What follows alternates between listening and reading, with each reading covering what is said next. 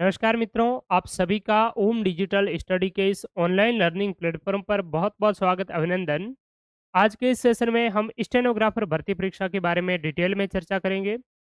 यह vacancy 12th अभ्यर्थियों के लिए है और ओपन वैकेंसी है, सीईटी भी इसके अंतर्गत नहीं है। तो हम कंप्लीटली डिस्कस करेंगे कि इस वैकेंसी में और क्या-क्या एलिजिबिलिटी, क्या-क्या आपकी एकेडमिक क्वालिफिकेशंस की रिक्वायरमेंट होती है, इसका वेतनमान क्या है, इसके लिए कितने क्या जो पेपर होते हैं, एग्ज़ाम का पैटर्न किस प्रकार से रहता है, इसका डिटेल में सिलेबस क्या है। इसके अलावा इसमें जो टाइपिंग शॉर्ट हैंड टेस्ट भी होता है, तो वो किस प्रकार से रहने वाला है। तो तमाम इस भर्ती परीक्षा के बारे में हम कंप्लीटली जानकारी आपको है वो साझा करेंगे और इसके रिगार्डिंग ये जो वैकेंसी है, इसके रिगार्डिंग रिसेंटली कल कर्मचारी चयन बोर्ड के चेयरमैन महोदय ने इसके बारे में है वो इन्फॉर्म भी कर दिया था कि ये जो वैकेंसी है, ये आपकी इसी सप्ताह में कभी भी इसका विज्ञापन है वो जारी हो सकता है। तो आज भी इसका विज्ञापन देखने को मिल सकता है या फिर आज नहीं मिला, तो अगले अगर बात करें शुक्रवार से पहले तक कभी भी इसका विज्ञापन है वो जारी हो सकता है। तो देखिए, अगर बात करें इसके वेतनमान की, तो वेतनमान बहुत ही बेहतरीन शानदार है। L10 पे मैट्रिक्स लेवल है इसका, 3600 ग्रेड पे है, ठीक है? और इसको शीघ्र लिपिक के नाम से, स्टेनोग्राफर के नाम से और वर्तमान में इसको पर्सनल असिस्टेंट निजी सहायक के नाम से भी जाना जाता है। बहुत ही शानदार शाही नौकरी है ये। पात्रता और शैक्षणिक योग्यता की अगर बात करें, तो पात्रता और शैक्षणिक योग्यता जो इसकी रहती है, वो क्या रहती है? 12th senior secondary. तो आप अगर 12th पास हैं, तो इसके लिए आपके लिए ही ये भर्ती है, ठीक है? तो सीनियर सेकेंडरी इसकी क्वालिफ़िकेशंस है फ्रॉम ए रिकॉग्नाइज्ड बोर्ड और इट्स इक्विवेलेंट एग्ज़ामिनेशन। इसके साथ-साथ में क्या चाहिए? तो इसके साथ-साथ में आपको ओ लेवल का सर्टिफ़िकेट या आरएससीआईटी मिनिमम सर्टिफ़िकेट है आपके पास में, तो आप एलिजिबल हैं। यानी कि कंप्यूटर का कोई भी बेसिक सा डिप्लोमा, डिग्री या सर्टिफ़िकेट, इसके साथ-साथ में 12th पास होना ज़रूरी है, ठीक है? तो ये आपके लिए क्या है, इसके एलिजिबिलिटी है, क्वालिफ़िकेशंस है, ठीक है? दूसरी बात है, जो 12th अभी कर रहे हैं, 12th अपीयरिंग वाले हैं, वो भी इसके लिए आवेदन है वो कर सकते हैं, लेकिन जब इसका एग्ज़ाम होगा, उससे पहले आपका रिज़ल्ट है वो आ जाना चाहिए, मेन बात यही है, ठीक है? तो ये जो इसकी क्वालिफ़िकेशंस हो गई, यानी कि जो एलडीसी की जो आपकी क्वालिफ़िकेशंस है, वो सेम की सेम इसमें है। एलडीसी में जो सिलेबस है, वो सेम का सेम मोस्टली इसमें है, लेकिन एलडीसी में आप मैथ्स से डर रहे हैं, तो मैथ्स इसमें है नहीं, बाकी वाला सेम का सेम है, ठीक है? टाइपिंग उसमें चाहिए, इसमें भी चाहिए, तो ये बात है। और वेतनमान की बात करें तो एलडीसी में बहुत कम वेतनमान है और इसमें एलडीसी से लगभग आपका बात करें तो एलडीसी में जब प्रमोशन होता है 5-6 साल के बाद में जब आपका प्रमोशन होगा, ठीक है, आप सर्विस करेंगे 5-6 साल लगा देंगे, तो उसके बाद में कहीं जा कर के आपको ये 3600 ग्रेड पे मिलेगा, ठीक है? उसके बाद में 2400, 2400 के बाद में 2800 और 2800 के बाद में 3600 मिलता है और यहाँ पर सीधे ही आपको वो 3600 मिल रहा है, तो बहुत ही शानदार ये आपकी वैकेंसी है। इसके अलावा अगर बात करें, तो देखिए इसका एग्ज़ाम का पैटर्न है वो किस प्रकार से क्या रहने वाला है, वो हम चीज़ देखेंगे। सिलेबस किस प्रकार से क्या है, तो इसमें देखिए आप 2 पेपर आपके हैं वो होते हैं। एलडीसी में भी 2 पेपर होते हैं, इसमें भी 2 पेपर हैं।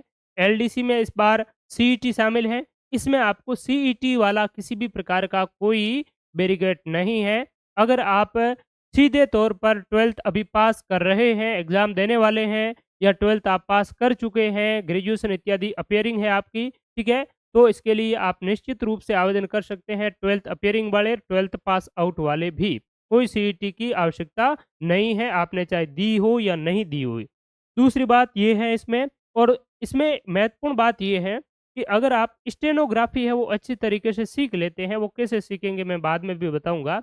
वो अगर आप अच्छे से सीख लेते हैं, तो आप मान कर के चलिए कि कभी भी आप बेरोज़गार है वो नहीं रहेंगे। निश्चित रूप से राजस्थान हाई कोर्ट में तो इसकी वैकेंसी हर साल निकलती है और उसमें एग्ज़ाम भी नहीं करवाया जाता है, केवल आपकी टाइपिंग और स्टेनो टेस्ट की जाती हैं।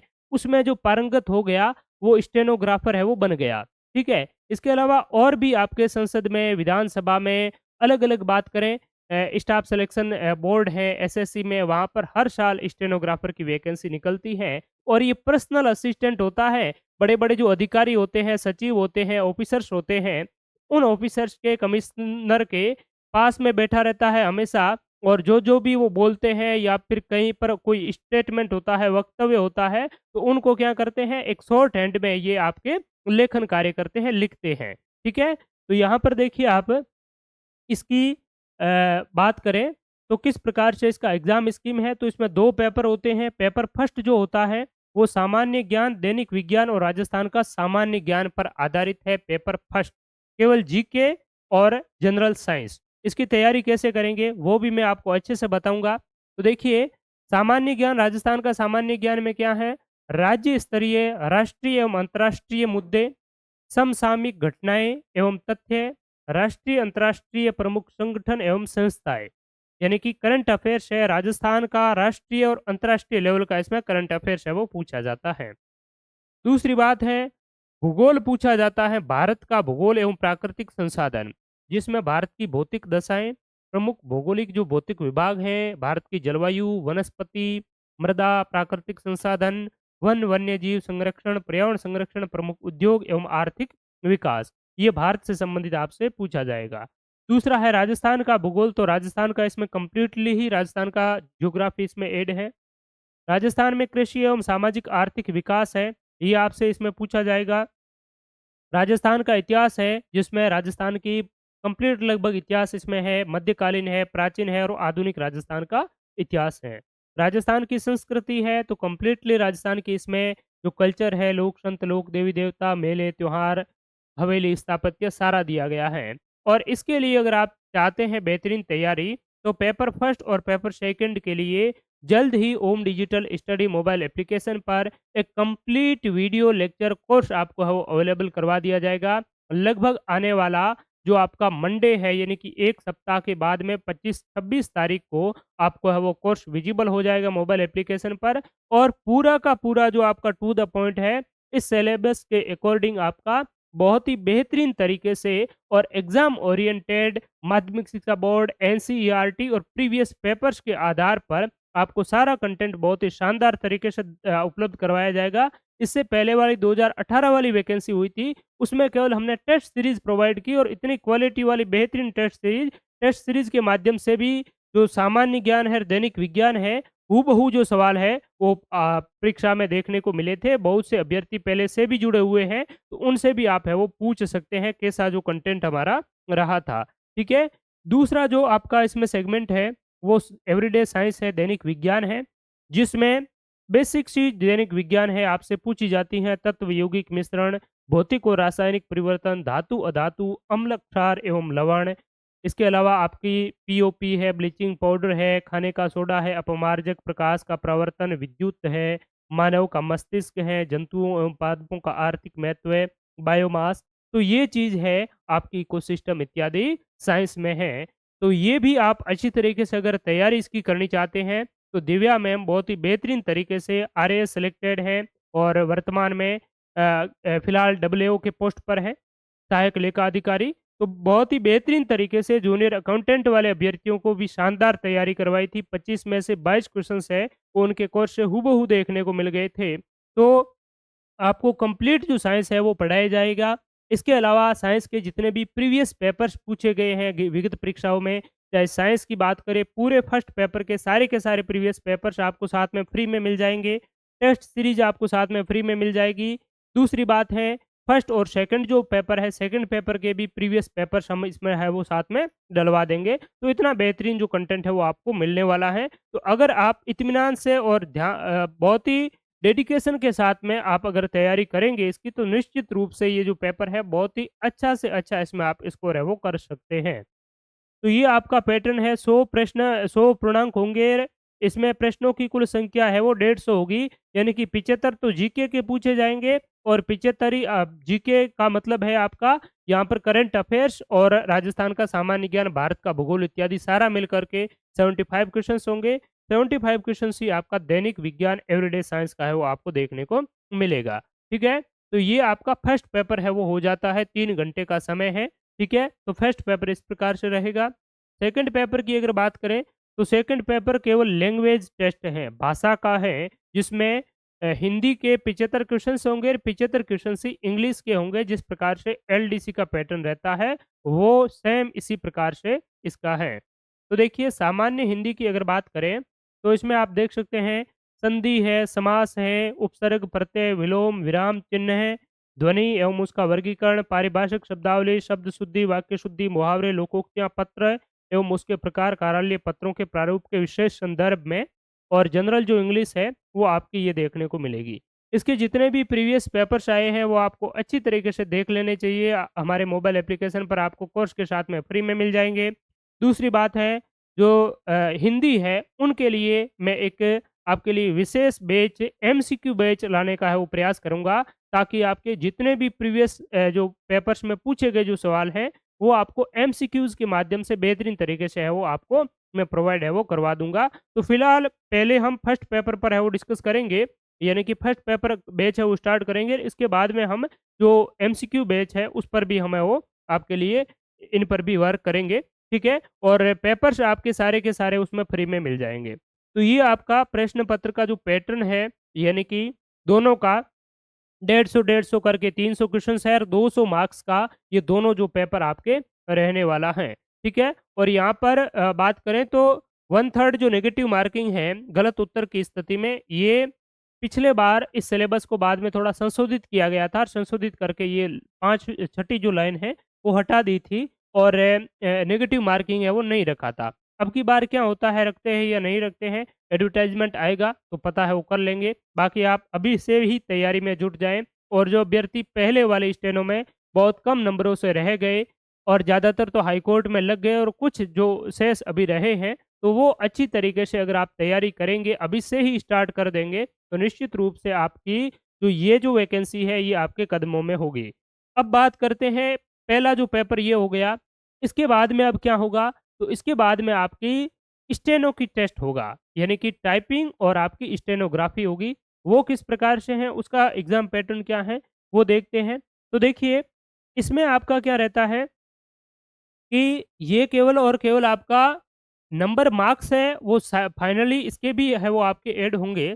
लेकिन बात करें तो इसमें 15 गुना अभ्यर्थी पहले एक बार 5 गुना किया था और फिर कोर्ट का आदेश आया और कोर्ट के आदेश के आधार पर 15 गुना अभ्यर्थियों को अपीयर किया। तो इसमें क्या रहता है कि बहुत से अभ्यर्थी ऐसे होते हैं जो केवल फॉर्म भरते हैं और एग्ज़ाम देते हैं, लेकिन उनकी स्टेनो की तैयारी बिल्कुल भी नहीं होती है। तो अगर आप इसके लिए अच्छी तरीके से अगर आप स्टेनो लगना ही है, तो अभी आपको तैयारी स्टेनो की भी रिटन एग्ज़ाम के साथ-साथ में शुरू करनी होगी, क्योंकि स्टेनो लगभग 7-8 महीने या 1 साल तक का जो समय है, अगर आप अच्छी तरीके से मेहनत करते हैं, तो 7-8 महीने के समय में स्टेनो सीख सकते हैं, नहीं तो साल भर भी लग सकता है। इसीलिए स्टेनोग्राफ़र की तैयारी वाले अभ्यर्थियों को स्टेनो की तैयारी फॉर्म भरने के साथ ही या फॉर्म भरने से पहले अगर आपने तैयारी शुरू कर दी है स्टेनो की, तो आप बहुत ही अच्छे स्तर पर हैं और अगर बाद में करते हैं, तो आपको क्वालिफाइंग मार्क्स तो लाने होंगे और बाकी आपको ज़्यादा मेहनत करनी होगी फर्स्ट पेपर पर, यानी कि रिटन एग्ज़ाम पर। तो रिटन एग्ज़ाम के जो अभ्यर्थी हैं, उनमें से 15 गुना अभ्यर्थी लगभग आपके जो दूसरा जो आपका फ़ेज़ है, उसमें है वो आपके पास करेंगे। तो यहाँ पर देखिए, ये आपका सेकंड पेपर का, यानी कि बात करें आपकी जो दक्षता परीक्षा है, एफिशिएंसी टेस्ट है, उसका इस प्रकार से आपका चीज़ें हैं वो रहने वाली हैं। इसमें क्या है कि एक आपको ऑडियो क्लिप सुनाई देगी एग्ज़ाम हॉल में और वो ऑडियो क्लिप होगी 10 मिनट की और उस ऑडियो क्लिप को आपको क्या है 10 मिनट में उसको है वो टंकित करना है और अंग्रेजी में प्रतिलेखन एवं टंकण। अब जब ऑडियो लेखन आप है वो ऑडियो को सुन करके जिस प्रकार से न्यूज़ आपकी चलती रहती है और वो न्यूज़ किस प्रकार से चलती न्यूज़ में आपको उनको फटाफट आपको लिखना होता है, उसी टाइप से आपका डिक्टेशन होगी और वो जो है वो आपको 10 मिनट में लिखनी होगी। अब 10 मिनट में आपने किस भाषा में लिखनी है, सीधे आपको नहीं लिखनी है जैसे हिंदी में, इंग्लिश में, वो स्टेनो की अलग आपकी उसकी लिपि होती है, उस स्टेनो की लिपि में आपको है वो लिखना होगा, ठीक है? वो आपने 10 मिनट में लिख दी, अब उसी 10 मिनट में लिखी हुई को अंग्रेजी में प्रतिलेखन एवं टंकण करना है 60 मिनट में, यानी कि उसको इंग्लिश में टाइप करना है, ठीक है? आपने पहले तो ऑडियो सुना 10 मिनट में, 10 मिनट में ऑडियो सुनने के साथ में आपको उसको लिखना होगा, ठीक है? और पूरी-पूरी आपने लिखी है, अब लिखी हुई को वापस आपको कंप्यूटर में टाइप करना है टाइपिंग के लिए स्पीड आपकी नॉर्मल हो तो ही चलेगी, वो जो चीज़ें हैं, वो आपको 1 घंटे में है वो पूरी टाइप आपको करनी है, ठीक है? तो वो टाइप करने का मतलब क्या है कि जो आपने डिटेक्ट की, जो ऑडियो में बोला, वो आपने लिखी और लिखने के बाद में आप वापस उसको टाइप करते हैं, तो इंग्लिश और हिंदी में दोनों ये मेथड अपनाया जाएगा। और आपको सीखनी किसमें है? तो इसमें आपको क्या है, किसी एक में स्टेनो है वो सीखनी, इंग्लिश और हिंदी दोनों एक साथ बहुत टाइम लगता है सीखने में, तो एक आपको कोई भी है वो चूज़ करनी होगी। दोनों में इसमें आपको ऑप्शन मिलेगा कि आपको किस मतलब जो भाषा है, उसमें आप स्टेनो है, उसका टेस्ट है वो देना चाहते हैं। हिंदी में है, तो हिंदी में और इंग्लिश में है तो इंग्लिश में, ठीक है?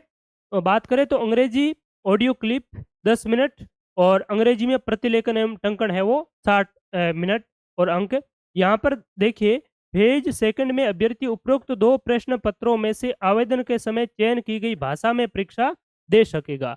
अर्थात अभ्यर्थी को केवल ऑनलाइन आवेदन के समय विकल्प के रूप में चयन की गई भाषा में परीक्षा देना अनुमत होगा। तो यहाँ पर अगर बात करें तो दोनों में से कोई भी एक आपको है वो इसमें चुनना है और उसमें आप दे सकेंगे। अगर इंग्लिश वाले स्टेनो की बात करें, तो इंग्लिश वाले स्टेनो जब आप चयन करते हैं, तो आपको इंग्लिश की जो वोकैब है, उन पर आपकी बहुत ही अच्छी पकड़ होनी चाहिए, ठीक है? अगर आप ऑडियो में जो भी वो बोलेंगे और उसको आप अच्छी तरीके से सही से लिख नहीं पाएँगे, ठीक है? तो फिर आपकी है वो वोकैब दिक्कत हो जाएगी। वोकैब जब आपकी दिक्कत होगी, तो आपकी क्या होगी कि जो एक्यूरेसी है वो नहीं आ पाएगी, एक्यूरेसी नहीं आ पाएगी तो वो वर्ड वर्ड है वो गलत माना जाएगा। तो ये जो चीज़ है इसमें से आपको कोई भी 2 है वो चूज़ करना है, ठीक है? तो ये अगर बात करें फेज़ फर्स्ट की, प्रश्न पत्र संख्या फर्स्ट और सेकंड, हिंदी में ऑडियो क्लिप, अंग्रेजी में ऑडियो क्लिप और प्रतिलेखन है, ठीक है? तो इसमें आपको कोई एक भाषा है वो चुननी है और बाकी यहाँ पर है वो कंप्लीटली दिया हुआ है ही इसके बारे में। अंग्रेजी या हिंदी आशुलिपि परीक्षण है वो शॉर्ट एंड टेस्ट है, ठीक है? तो ये आपका इस प्रकार से चीज़ें हैं वो रहने वाली हैं और यहाँ पर निर्देश भी दिए गए हैं। हिंदी, अंग्रेजी की ऑडियो क्लिप 10 मिनट के लिए चलाई जाएगी। हिंदी, अंग्रेजी की ऑडियो क्लिप 100 शब्द प्रति मिनट की स्पीड से चलाई जाएगी। यानी कि ये जो इसकी स्पीड होगी 100 डब्ल्यूपीएम होगी, 100 शब्द 100 वर्ड पर मिनट होगी, ठीक है? अभ्यर्थी अपनी चुनी हुई भाषा की ऑडियो क्लिप सुनकर उसका श्रुतिलेखन करेगा। मुख्य श्रुतिलेख से पूर्व ट्रायल गद्यांश पैसेज का श्रुतिलेखन ऑडियो सिस्टम के माध्यम से उसी गति से चलाया जाएगा जो गति मुख्य श्रुतिलेखन के लिए निर्धारित है। यानी कि एक आपका क्या होगा, ट्रायल के रूप में भी पहले है वो चलाया जाएगा, ठीक है? और प्रतिलेखन की आवश्यकता नहीं है, ट्रायल गद्यांश के प्रतिलेखन की आवश्यकता नहीं है एवं ना ही प्रतिलेखन एवं टंकण का मूल्यांकन किया जाएगा। तो पहले वाला तो आपका ऐसा ही होगा, ट्रायल होगा, ठीक है? और उसके बाद में मुख्य रूप से आपका होगा, बाकी ये सारी चीज़ें यहाँ पर है वो लिखी हुई है उसके बारे में और कहाँ पर आपके क्या नंबर जो कटेंगे, वो आपके सारे के सारे दिए हुए हैं। फ़ॉन्ट कौन-सी होंगी, तो इंग्लिश में जो है वो टाइम्स न्यू रोमन होगी, हिंदी में डेविलियर्स 010 होगी, ठीक है? तो ये आपकी रहने वाली है। तो ये आपका कीबोर्ड है, वो इस प्रकार से है। एंटर है, ये आपका क्या है, सीधे वाला है, कहीं-कहीं वो और इस प्रकार से आपका आता है, ठीक है? वो नहीं है, तो ये आप देख सकते हैं, हिंदी का कीबोर्ड इस प्रकार से आपका रहने वाला है।